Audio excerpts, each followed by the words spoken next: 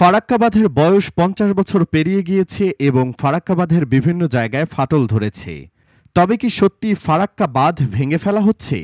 বিভিন্ন রিপোর্টে বলা হচ্ছে ফারাক্কা বাঁধের আয়ু শেষ হয়ে যাচ্ছে। তাছাড়া এই বাঁধটি বাংলাদেশ এবং ভারত উভয় দেশেরই ক্ষতি করছে। তাই এই বাঁধটি থাকলে যেমন ভারত বাংলাদেশের ক্ষতি হবে, ঠিক তেমনি ভারত বাংলাদেশের সম্পর্ক নষ্ট হবে।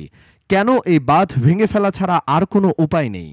ফারাক্কা বাঁধ, যা গঙ্গার বুকে দাঁড়িয়ে আছে প্রায় ৫০ বছর ধরে, আজ তা বিতর্কের কেন্দ্রবিন্দুতে।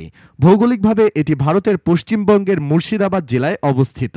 তবে এর প্রভাব বাংলাদেশ এবং ভারতের বহু মানুষের জীবনে সরাসরি পড়েছে। ফারাক্কা বাঁধ নির্মাণের মূল উদ্দেশ্য ছিল হুগলি নদীতে প্রবাহ বাড়ানো এবং কলকাতা বন্দরে জোয়ার ভাটা নিয়ন্ত্রণ করা।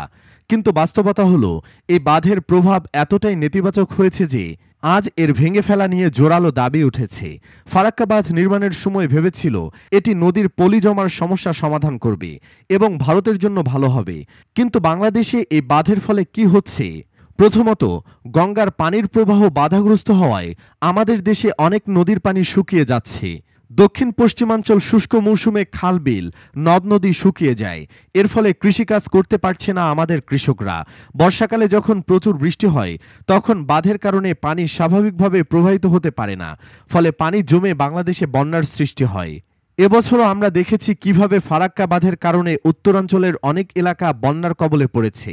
বন্যার কারণে হাজার হাজার মানুষ ঘরবাড়ি হারিয়েছে, ফসল নষ্ট হয়েছে এবং অনেকে আশ্রয়হীন হয়ে পড়েছে। ভারতের পশ্চিমবঙ্গ এবং বিহার রাজ্যে পরিস্থিতি আরও খারাপ হয়েছে।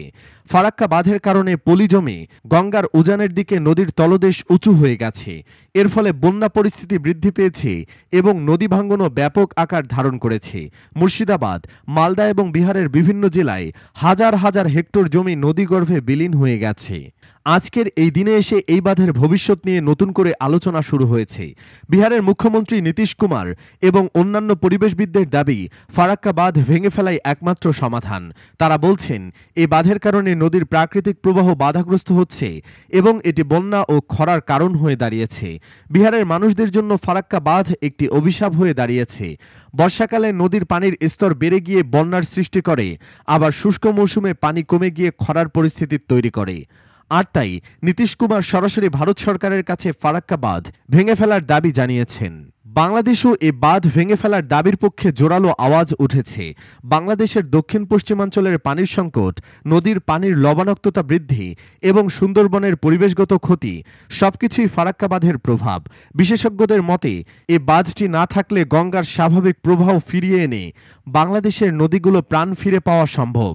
বাংলাদেশের পরিবেশবাদী সংগঠনের দাবি, ফারাক্কা বাঁধ না থাকলে সুন্দরবনের মতো বিশ্ব ঐতিহ্যবাহী স্থানটি তার প্রাকৃতিক ভারসাম্য ফিরে পাবে। বন্ধুরা, আপনাদের কি মনে হয়, ফারাক্কা বাঁধ কি ভাঙা উচিত? কমেন্টে আপনার মতামত জানাতে ভুলবেন না। আমাদের চ্যানেলটি সাবস্ক্রাইব করুন এবং এই ধরনের আরও বিষয়বস্তুর জন্য লাইক ও শেয়ার করুন। ধন্যবাদ।